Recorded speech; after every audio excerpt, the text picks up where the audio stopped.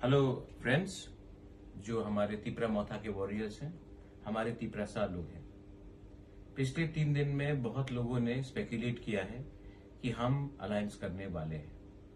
मैंने पहले भी कहा था और आज भी मैं कह रहा हूं कि जब तक हमें राइटिंग में गवर्नमेंट ऑफ इंडिया नहीं बोलेगा कि हमारा डिमांड को, कॉन्स्टिट्यूशनल सोल्यूशन को आप पूरा करेंगे, मैं अलायंस नहीं करूंगा।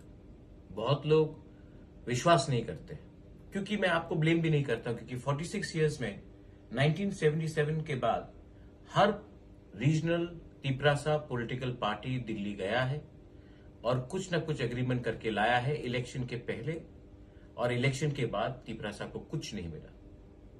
मैंने पहले से कहा था और आज भी कह रहा हूं कि no compromise on our demand.